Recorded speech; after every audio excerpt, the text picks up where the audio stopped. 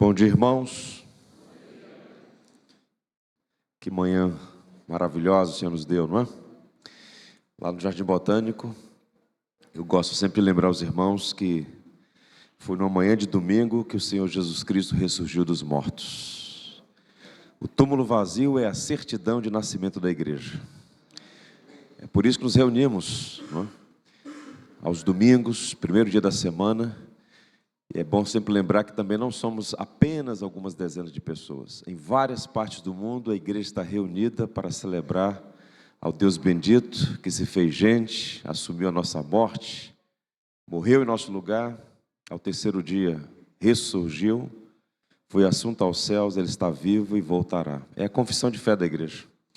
E é por isso que vocês podem se reunir, nós todos juntos aqui hoje, para celebrar o aniversário de 90 anos da primeira igreja batista em Muriaé. Seja Deus gracioso e continue com as suas mãos sobre o seu povo aqui.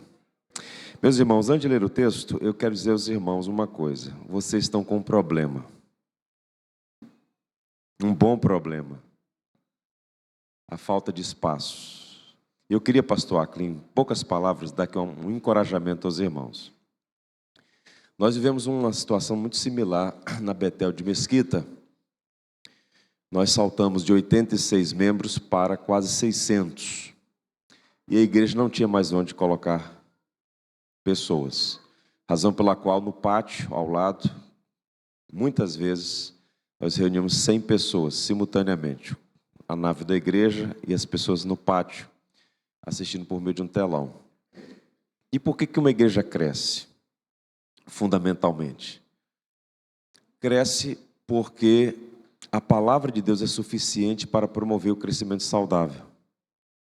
Então, historicamente, existe uma estreita relação entre o púlpito e a saúde da igreja.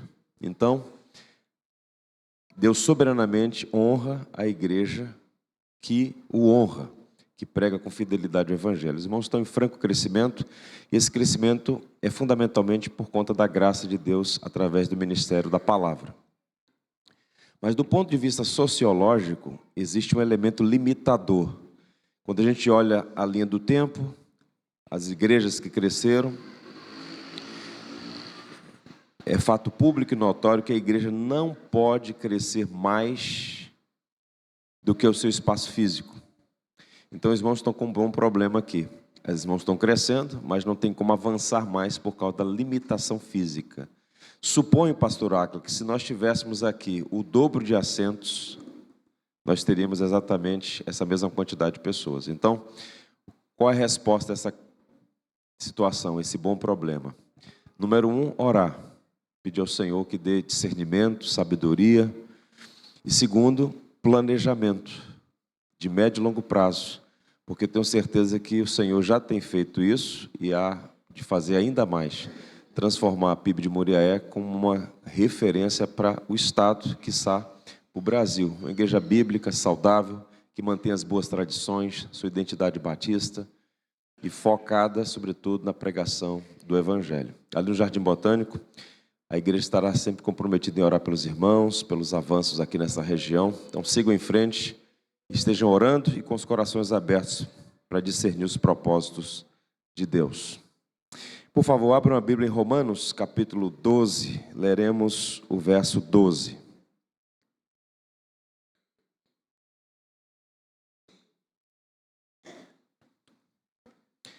Romanos, capítulo 12, verso 12. Vamos pensar sobre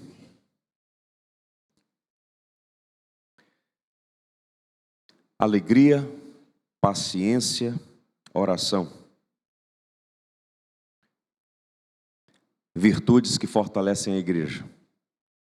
Carta de Paulo aos Romanos, capítulo 12, apenas o verso 12. Diz assim a palavra do Senhor.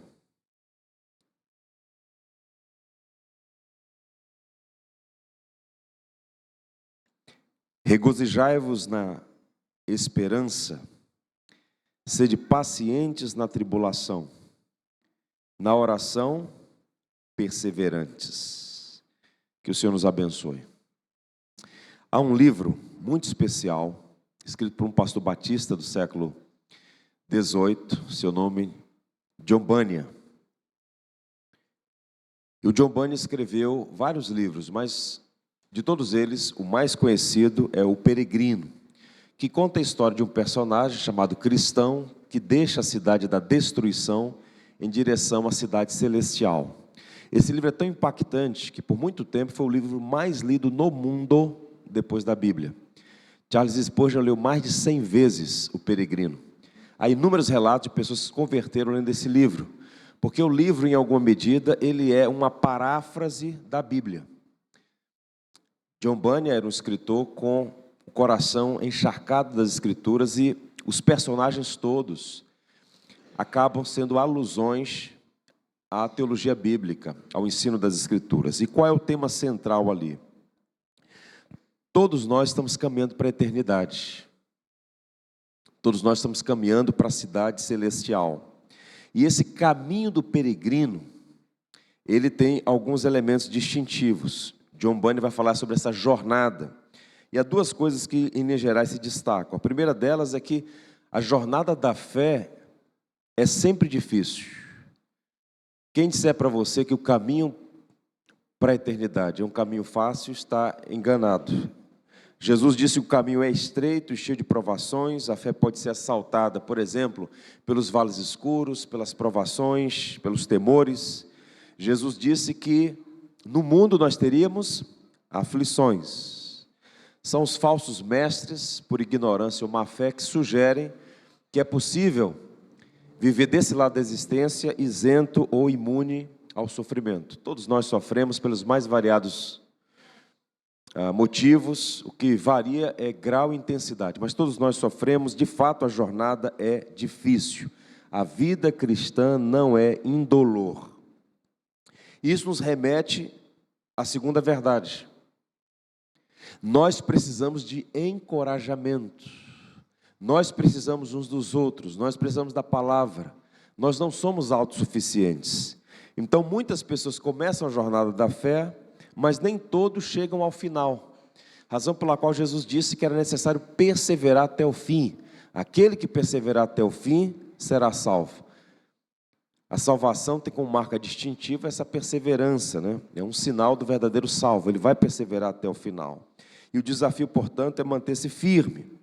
Então, nós estamos num mundo de muitas ciladas, muitos perigos, há um dilúvio revolucionário em curso. A hostilidade à fé cristã tem crescido substancialmente nas últimas décadas. Enfim, nós precisamos de encorajamento. E o apóstolo Paulo, de todos os apóstolos, sem sombra de dúvida, ele era o mais experimentado. Ele era um homem que conhecia o Senhor, ele plantou igreja em várias partes do mundo, um teólogo sem igual. 1/3 do Novo Testamento foi escrito por Paulo. Então, Paulo tinha uma boa formação e ele escreveu várias cartas de encorajamento ao povo de Deus. E a carta aos Romanos é o livro mais denso do ponto de vista teológico que nós temos nas Escrituras. As principais doutrinas da fé estão expostas na carta aos Romanos. E Paulo monta um grande mosaico da redenção nessa carta que nós chamamos Carta aos Romanos. Mas a partir do capítulo 12, se você observar, uma chave é virada ali. Os primeiros 11 capítulos, doutrina, doutrina, doutrina. E a partir do capítulo 12, Paulo vai mostrar as aplicações, o elemento prático dessas doutrinas todas. E ele começa o capítulo 12 com uma série de exortações à igreja em Roma. E o verso 12, nós temos aqui uma tríade extraordinária. Enquanto estava pensando e orando em favor dos irmãos, imaginei que essa é uma boa palavra a uma igreja que está completando 90 anos e que tem diante de si tantos desafios, tanto aqui na cidade, quanto pensando no espectro maior. E Paulo vai falar de 3 coisas importantes que tanto você como peregrino, quanto a igreja como comunidade do reino, peregrina também, precisa nutrir nessa jornada até Sião. Alegria na esperança, paciência na tribulação e na oração, perseverança. Eu gostaria então da sua atenção para falar sobre essas virtudes. E a primeira delas é a alegria. Alegria na esperança. Todo cristão tem como marca distintiva a alegria. Se você não tem alegria, está sob suspeição a autenticidade da sua fé. Com isso, eu não estou dizendo que o cristão não pode passar por situações difíceis, de tristeza, de luto, de abatimento, até mesmo de depressão, de desânimo crônico e profundo na alma. Não. Mas ouçam, esse é o pressuposto base. A alegria é uma marca distintiva dos filhos de Deus. E nós temos muitos motivos pelos quais manifestar abundante, efusiva alegria. Antes de avançar sobre essa questão, é importante fazer a seguinte pergunta: o que é alegria?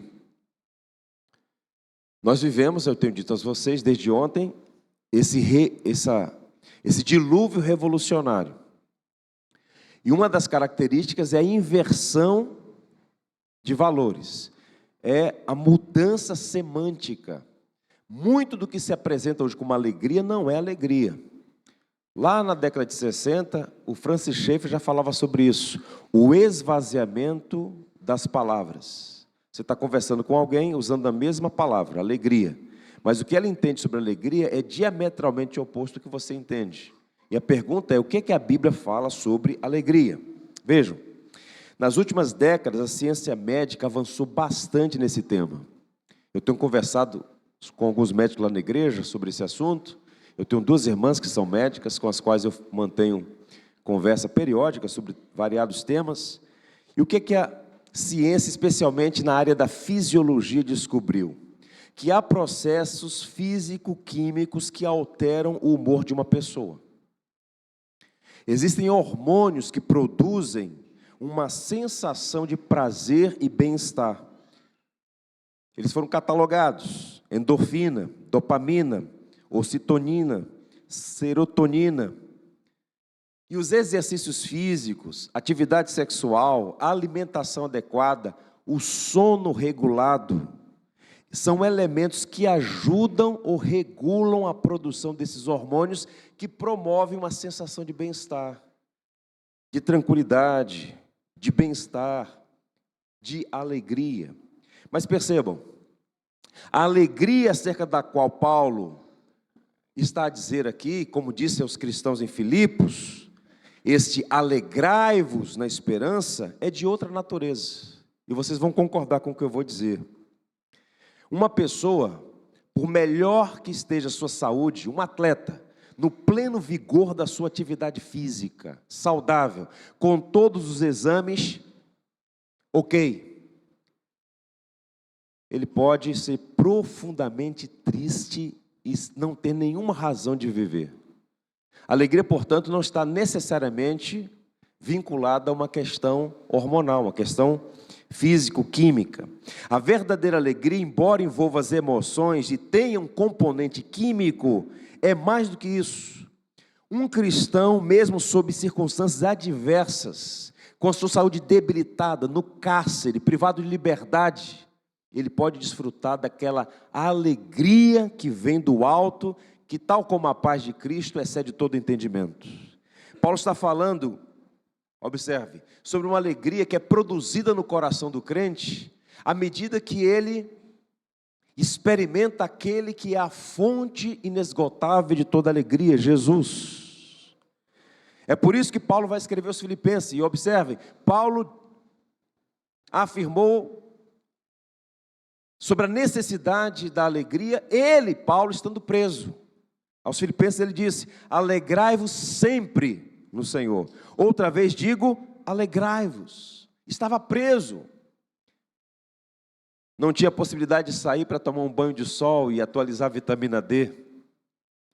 Não estava tomando ômega 3. Não estava fazendo exercícios físicos diários. A alimentação não era balanceada. E naquela prisão fétida, imunda, não havia um bom sono. Os exames dele, todos os exames dele, certamente dariam irregular, reprovado. Mas Paulo tinha uma alegria que transcende o elemento físico-químico. Portanto, a alegria da qual nós estamos falando aqui é uma alegria de outra natureza. É aquela alegria que Davi usa no Salmo 16. Na tua presença, Senhor, há plenitude de alegria, e a tua destra delícias perpetuamente. É sobre essa alegria que Paulo está dizendo aos romanos, exortando: alegrem-se, tenham alegria.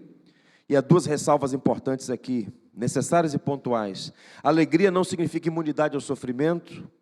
Falsários sem caráter ou vendedores de ilusões vendem a ideia de que a vida é isenta de problemas. Já disse, repito, no mundo tereis aflições, ensinou o Senhor Jesus.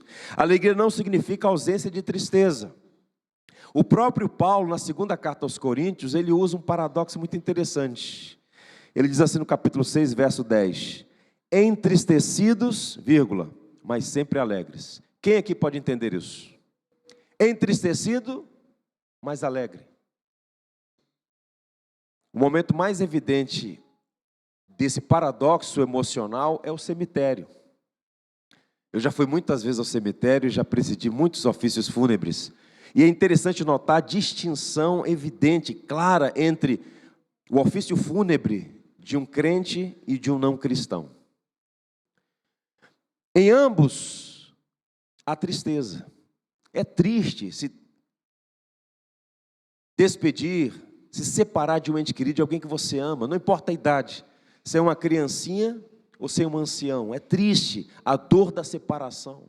Então o cristão sofre, mas há uma esperança no coração, profunda esperança, de que a morte não tem a palavra final. A morte foi derrotada, haverá o reencontro dos salvos, morrer a partir está com Cristo, de modo que no cemitério, no velório de um cristão, a tristeza está presente, mas de uma maneira misteriosa a alegria suplanta. Mas no cemitério, no velório de uma pessoa que não tem, ou que partiu para a eternidade sem esperança do Evangelho, há uma tristeza crônica, em algumas medidas até desespero, que alguns tentam remediar com simulacros de esperança, né? Ah, descansou, agora não tem mais jeito. Só pode descansar quem morreu no Senhor, meus irmãos. E o cristão, portanto, pode experimentar paz no vale, sob circunstâncias tristes, e a alegria mantida, porque a alegria está baseada num elemento aqui. Porque Paulo não diz simplesmente, alegrai-vos. Qual é o complemento aí? Alegrai-vos no que, gente? Alegrai-vos na esperança. A esperança é o combustível da alegria. Onde há esperança, há alegria. Onde não há esperança, não pode haver alegria. Thomas Schreiner diz assim: os crentes devem se alegrar na esperança. A alegria evapora quando a esperança desaparece. É por isso que esse mundo não conhece alegria, porque esse mundo não tem esperança. O povo de Deus é o povo da esperança, porque nós tivemos um encontro real, pessoal, com a bendita pessoa de Jesus. Paulo, escrevendo a Timóteo, disse: Cristo Jesus, nossa esperança. A esperança é uma pessoa. A nossa esperança é Cristo. O que Ele fez em nosso favor, simbolizada, dramatizada nessa mesa, e aquilo que um dia Ele fará. Ele enxugará dos olhos toda lágrima, não haverá mais dor, nem pranto, nem morte, porque uma nova ordem será concluída. Viveremos para sempre na presença daquele que é a fonte de toda beleza, de todo bem, de toda alegria. Que maravilha, gente. Agostinho, falando sobre isso, disse: o cristão deve ser um aleluia da cabeça aos pés. Porque temos motivos, temos esperança. A esperança é Jesus. E tal como a alegria, a palavra esperança também tem sido pervertida, porque muita gente confunde esperança com otimismo. E o brasileiro é marcado, dentre os povos da terra, o brasileiro é um dos que mais tem otimismo. Tem até as frases de efeito: eu sou brasileiro, não desisto nunca. A gente vive nesse ciclo de otimismo e desespero no campo político. O Brasil é sempre o país do futuro. Quando as coisas começam a melhorar, pioram drasticamente. E vamos ver nesse ciclo. Mas eu pergunto a vocês, qual a relação entre esperança e otimismo? Das leituras que fiz, a do James Packer é a melhor. Ele faz um comentário cirúrgico mostrando, ouçam, a diferença entre o otimismo pagão e a esperança cristã. O otimismo, diz Packer, espera pelo melhor sem garantia de realização. E frequentemente não é mais do que assobiar no escuro. A esperança cristã, ao contrário, é a fé esperando pelo cumprimento das promessas de Deus. O otimismo é o desejo sem garantia. A esperança cristã é uma certeza garantida pelo próprio Deus. Por que é que temos esperança? Porque Deus nos prometeu. O Deus que não pode mentir, prometeu estar conosco todos os dias até a consumação dos séculos. Prometeu completar a boa obra em nossa vida. Prometeu enxugar dos nossos olhos toda lágrima. Prometeu que o mesmo Filho dele, que foi enviado para morrer naquela cruz, que está vivo, voltará para consumar o seu reino. As promessas do Senhor são para nós uma fonte de esperança, no Deus que não pode mentir. E por ter esperança, consequentemente, podemos ter alegria. A esperança não pode ser confundida com otimismo cego. E esse mundo, meus irmãos, é um mundo carente de alegria. Essa semana eu estava conversando com um pastor sobre esses artistas que fizeram fama muito recentemente, sobretudo no contexto da pandemia, numa época de muita limitação quanto à mobilidade, o chamado isolamento social, e alguns cresceram substancialmente nessas redes sociais, chegando aí a casa de 30, 20, 30, 40, 50 milhões de seguidores. E o papel deles é entreter, fazer as pessoas rirem. Isso é muito antigo. E nós somos crentes, nós temos e devemos ter, podemos ter bom humor. Mas muito desse mercado do entretenimento, do riso, do simulacro de riso, isso é falso, gente. Lá atrás, no século XIX, o maior comediante americano, um homem chamado Mark Twain, no sepultamento da sua filha, num contexto de muita tristeza, ele fez uma declaração que chocou a opinião pública americana. Ele disse assim: nunca tive realmente inveja de ninguém, a não ser dos mortos. Eu sempre invejo os mortos. O papel dele, o trabalho dele, o ofício dele era entreter, era fazer as pessoas rirem. Mas ele mesmo era profundamente triste. E boa parte desses comediantes são profundamente tristes. Não se iludam com aqueles simulacros, com aqueles videozinhos de internet, TikTok, Instagram, tudo é simulacro. No fundo, só há uma pessoa no mundo que pode ter profunda, real e verdadeira alegria: o povo de Deus. Porque é uma alegria que não se baseia em circunstâncias. A felicidade altera. Se seu time perdeu, você ficou triste. Se seu time ganhou, você ficou alegre. Mas a alegria da qual Paulo está falando é ultra circunstancial. É uma alegria que ninguém pode roubar, tal como a sua paz, porque ela está baseada no próprio Deus, em quem Deus é, no que Ele está a fazer em nós, em nosso favor. Por isso Paulo diz: alegre-se na esperança. Eu peço a Deus que a primeira igreja batista em Moriaé tenha sempre alegria na esperança. Tempos difíceis, tempos sombrios, mas nós podemos ter alegria na esperança, cantar com entusiasmo, viver de forma superlativa, olhar para o alto, esperar com paciência no Senhor. Vale a pena ter alegria no Senhor, que assim seja, para a sua glória e louvor. Um outro elemento, ainda no verso 12, em ato contínuo, Paulo diz: sede pacientes na tribulação. Paulo recomenda àquela igreja paciência, e essa é uma virtude que não é fácil de ser cultivada. Não é verdade? Quem disser que é fácil ser paciente, eu tenho dúvidas se está dizendo a verdade. Não é fácil. Sabe por quê? Sobretudo para aqueles que estão passando dias difíceis, lutas, provações. O atribulado é tentado a recitar apenas o Salmo 70, verso 1. Apressa-te, ó Deus, em ajudar-me.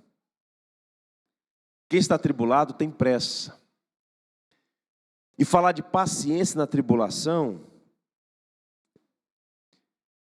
é difícil. E Paulo sabia, mas ele vai recomendar isso: tenham paciência na tribulação.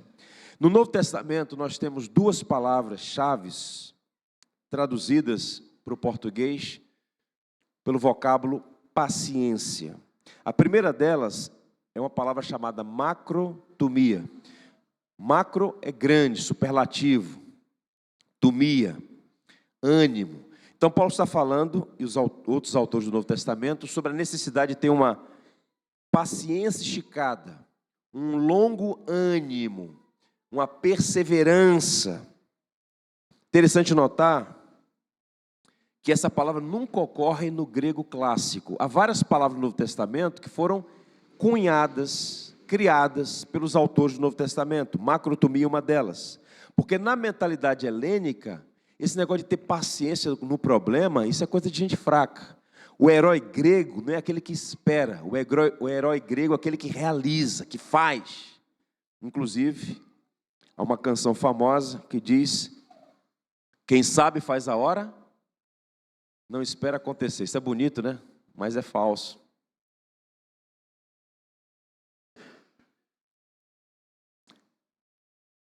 É preciso saber esperar, gente. E a marca de um homem sábio é saber esperar com paciência no Senhor. E Paulo está falando sobre isso, sobre a paciência na tribulação. Essa palavra é tão rica que ela é usada 14 vezes na forma substantiva e 10 vezes na forma verbal. Quando Tiago fala sobre paciência, ele usa essa palavra lá na carta de Tiago, capítulo 5, verso 7. Sede, pois, irmãos, pacientes. Até quando, Tiago? Até a vinda do Senhor. Paciência na tribulação. Comunica a ideia de perseverar crendo na promessa, exercitando a fé. Foi a mesma perseverança que Abraão exercitou. Quando Deus lhe prometeu um filho, e a promessa se cumpriu 25 anos depois. E foi assim que, depois de esperar pacientemente, macrotomia, Abraão alcançou a promessa. A segunda palavra que é usada no Novo Testamento é rupomoné. Perseverar debaixo de pressão. Se a primeira palavra é a ideia de ter longo ânimo, tem a ver com duração de tempo, aguardar com expectativa, a outra palavra usada é a ideia de, enquanto você espera, você resiste à pressão do vento, o vento contrário. Geralmente é usado em conexão à tribulação, esperança, glória futura. Então não se trata de uma paciência passiva, aquela do tipo, não tenho o que fazer, não posso fazer nada, vou aguardar. Não é essa esperança que Paulo está falando, a paciência da qual ele exorta aqueles cristãos a manifestarem. Ele está falando de uma paciência que triunfa, de uma paciência que não sufoca a vida. Está dolorido, está sofrido, é difícil, mas vale a pena esperar com paciência no Senhor.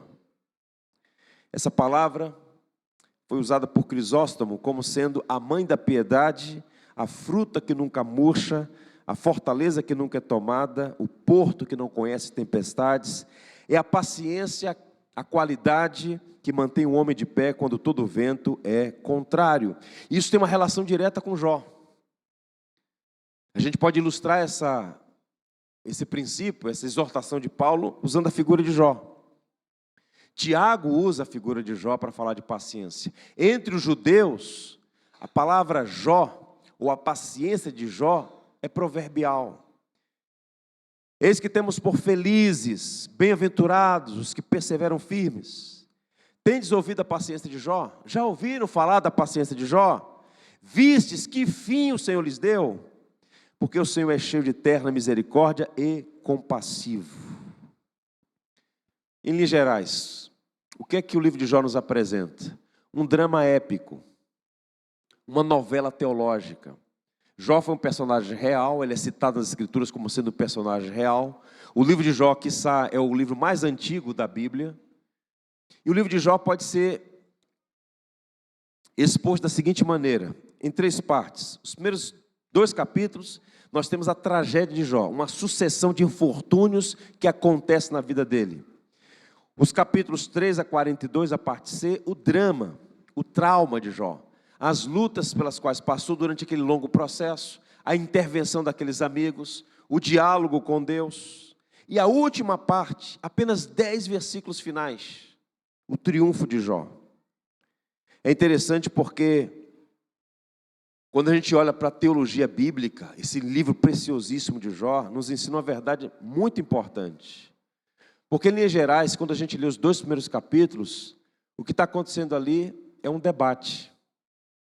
Satanás se apresenta e Deus diz para Satanás, você viu meu servo Jó? E Deus o qualifica como sendo íntegro, fiel, que se desvia do mal. E Satanás então diz para Deus: é claro que ele vai ser fiel, íntegro e temente. O Senhor está pagando para ele ir. O Senhor está dando subsídio para ele. Está literalmente pagando.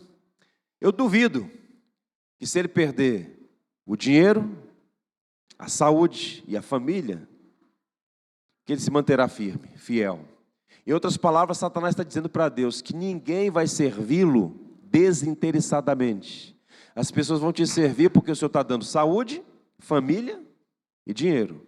Se o Senhor tirar esses 3 elementos, elas vão te abandonar. E Deus então diz: pode tocá-lo, só não tira a vida. E Jó perde tudo isso, e o texto vai dizer que em nada, em nenhum momento Jó pecou contra o Senhor. Mas no final de todo aquele processo, Jó vai dizer assim: antes os meus olhos, eu te conheci de ouvir falar, mas agora os meus olhos te veem. Em outras palavras, Jó é para nós uma referência de paciência na tribulação, porque embora não tenha entendido todos os processos, uma coisa é líquida e certa: Jó tinha a Deus, e isso foi suficiente. Por isso ele pôde esperar com paciência no Senhor. Nós sofremos com frequência, às vezes entendemos, mas sempre podemos confiar no Senhor. Jó esperou pacientemente e Deus o honrou. Louvado seja o seu nome por isso. No meio da pandemia, nós sofremos uma situação bem difícil lá na nossa igreja. Compartilho isso aqui porque o casal me autorizou a fazê-lo.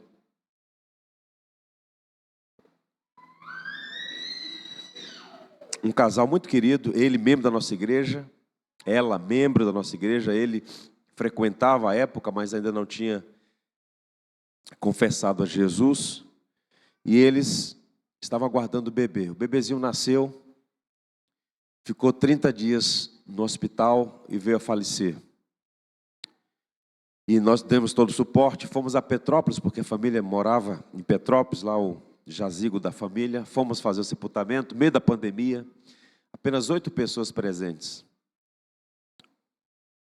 Doloroso aquele processo todo. E o avô paterno se dirigiu a mim e falou: pastor, eu sou médico pediatra, cuidei de centenas de crianças nessa cidade e na região, e agora estou tendo que sepultar meu único neto. O casal ali chorando, sofrimento agudo. Fizemos o ofício, estivemos presentes. Eu fiquei pensando: bem, será que eles vão permanecer? Será que ela vai continuar firme na fé? Qual vai ser a reação desse rapaz? Um engenheiro de uma empresa de comunicações. E ela continuou firme, trabalhando no ministério com crianças. O rapaz se firmou no evangelho, teve um encontro pessoal com Jesus no meio daquele sofrimento, pediu o batismo, foi batizado. E recentemente nós apresentamos a filhinha deles. Deus foi glorificado no sofrimento daquela família. Nós não temos todas as respostas. Nós não sabemos por que certas coisas acontecem, outras não. Mas uma coisa é certa: aprenda a ter paciência na tribulação. Não existe acaso, não existe uma força cega dirigindo a história. Existe um Deus que é soberano e bondoso. E embora não entendamos seus caminhos, tudo que Deus faz é sempre bom, justo e perfeito. Por isso Paulo está dizendo àqueles irmãos: tenham paciência na tribulação. Parte dos nossos problemas enquanto igreja é porque nós não temos paciência. Nós fazemos parte de uma geração que tenta manipular o sagrado, que tenta dar ordens para Deus. Não faça das suas orações conselhos a Deus. Deus não precisa dos seus conselhos. Você pode desabafar, você pode abrir o coração, falar: Senhor, está doendo, eu não entendo. Você pode lamentar com sinceridade. Os Salmos, um terço dos Salmos é de lamento. Mas cuidado, porque a linha é muito fina entre lamentar e murmurar, entre desabafar e colocar Deus contra a parede. Vale a pena esperar no Senhor. Jó viu isso, e Paulo sabia, por experiência própria e pelo testemunho dos antigos, que uma das virtudes da vida cristã é ter paciência na tribulação. E quando nós aprendemos a ser pacientes na tribulação, nós abençoamos não apenas a nossa família, a nossa igreja local, mas também outras pessoas que vivem nesse mundo agitado, perturbado, cada vez mais desorientado e carente de referenciais como paciência e perseverança. A última virtude que eu quero apresentar aos irmãos, Paulo encerra falando sobre oração. Perseverança na oração. Paulo fecha os santos conselhos com uma orientação fundamental: tenham paciência na oração. Perseverança na oração. E a pergunta é, por que ele fala disso? Porque tanto a alegria quanto a paciência não são virtudes que você pode cultivar sem oração. Como é possível ter alegria na tribulação? Como é possível ter paciência na tribulação? Aprendendo a perseverar em oração. É a oração que vai cultivar todas as virtudes cristãs, e pelo menos essas duas que Paulo cita aqui. E não é apenas orar, é orar com perseverança. O desânimo diante das dificuldades, a impaciência nas adversidades são tentações constantes. Mas nós precisamos orar com perseverança. O John Murray diz assim: a oração é o meio ordenado por Deus para suprimento da graça suficiente para todas as exigências e particularmente para superar o desânimo a que a aflição nos tenta. Perseverar em oração. Jesus falou sobre isso, que na perseverança nós ganharíamos a nossa alma. Os antigos falam sobre a oração como o suor da alma. É uma disciplina espiritual que nós precisamos exercitar. Lembra, por exemplo, de Jesus no Getsemane. Depois de fazer ali a última ceia com seus discípulos no cenáculo, ele foi para a região do monte, onde havia o Jardim das Oliveiras, e a sua alma estava tão tensionada, seu coração tão apertado para enfrentar o Calvário, o cálice da ira, que ele ora por 3 vezes: Pai, se possível, passa de mim este cálice. E o cálice ali não é o sofrimento físico, mas a ira que de fato ele iria experimentar em nosso lugar naquela cruz. Ele vai orar, é um exercício de fé, é um suor na alma. Lucas diz que ele estava tão agoniado que o seu suor se tornou como gotas de sangue. E o fato objetivo é que o Senhor Jesus perseverou em oração. O apóstolo Paulo era um homem que perseverava em oração. E nós todos precisamos crescer na arte de orar e perseverar em oração. Pergunta: somos pessoas assim, que perseveram em oração? Ou nós fomos cooptados pela cultura imediatista? Por quanto tempo você está disposto a orar, por exemplo, pelo seu cônjuge, que ainda não é convertido? Por quanto tempo você estará disposto a orar pelo seu filho, ainda não convertido? Por seus pais? Vejam como nós somos afetados pela cultura imediatista. Nós queremos programar, e é por isso, com essa vulnerabilidade, que muitos falsários ganham as pessoas. Porque eles querem sugerir: olha, se você não teve resultado ainda, é porque você não está fazendo certo. Se fizer 7 sextas-feiras, tal coisa.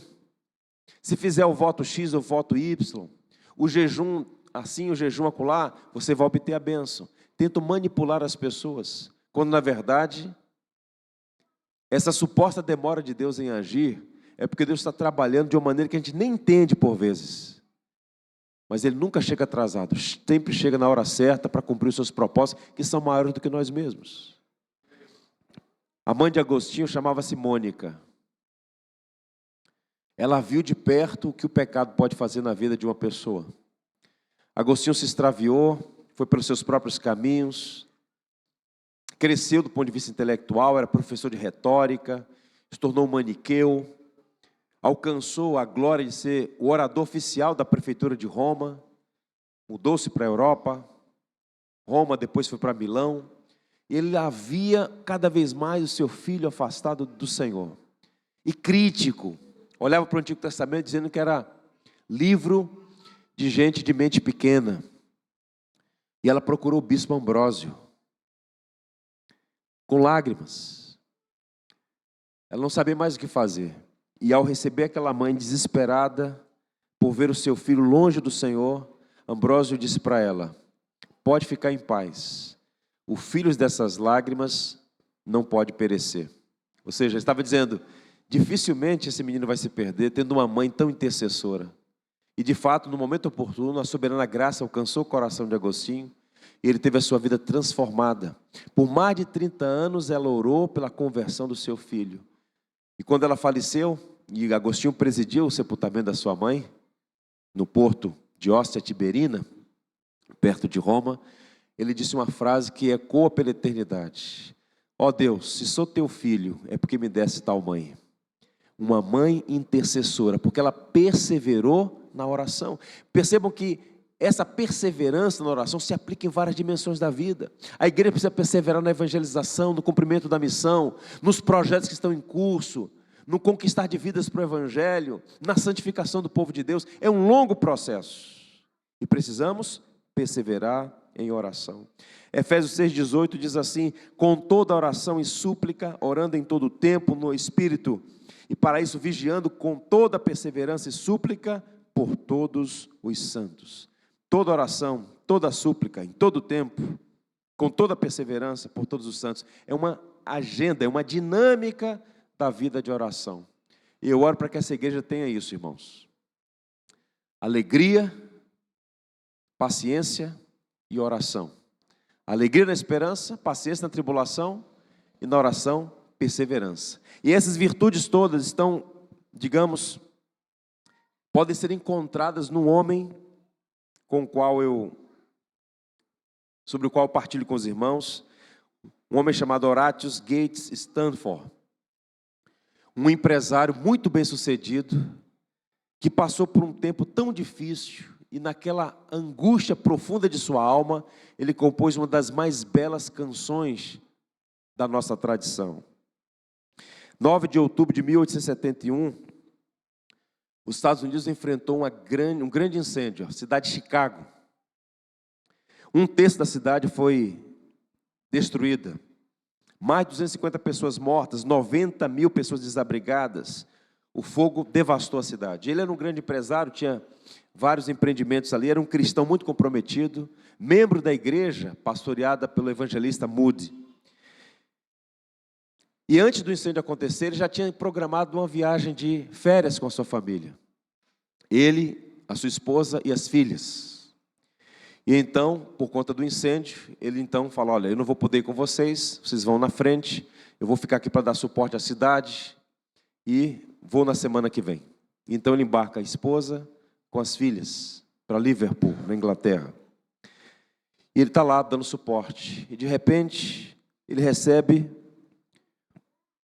naquela madrugada, um telegrama com uma frase curta e profundamente triste. Era da esposa. A frase dizia: salva, porém só. 1º de dezembro de 1873. O navio que estava transportando a esposa e as filhas sofreu um naufrágio e a mulher foi salva, mas as filhas morreram no Atlântico Norte. E profundamente triste com aquela notícia, na semana subsequente ele viaja para encontrar-se com a sua esposa.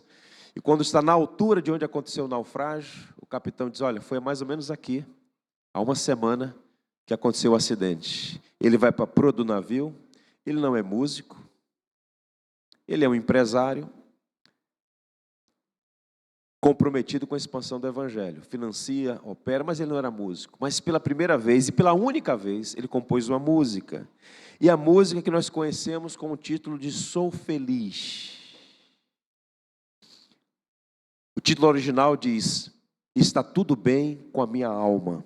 Uma das frases do hino diz: se dor a mais forte sofrer, sou feliz com Jesus. E ele perseverou. O Horatius Gates Stanford reuniu alegria na esperança, paciência na tribulação e oração perseverante. E ele manteve-se firme e fiel ao evangelho, porque sabia que as suas filhas que tinham partido por um desígnio inescrutável da providência, estavam numa condição melhor do que ele e que a sua esposa, porque estavam com o Senhor. E ele então pôde cantar: está tudo bem com a minha alma, sou feliz com Jesus. E eu oro para que essa igreja, no contexto do seu aniversário de 90 anos, possa sempre dizer: e sou feliz com Jesus. Somos felizes com Jesus. Que o Deus da esperança os encha de alegria e paz por sua confiança nele, para que vocês transbordem de esperança pelo poder do Espírito Santo. Romanos 15:13. Que assim seja, para a glória de Deus. Podemos cantar o hino, pastor Áquila? Quero convidar os senhores a ficarem em pé e nós vamos fazer um grande coral. Talvez o irmão Júlio, Silvio, possa nos ajudar e nós vamos fazer um grande coral. piano e vozes, cantar este belo hino como fechamento dessa mensagem de encorajamento.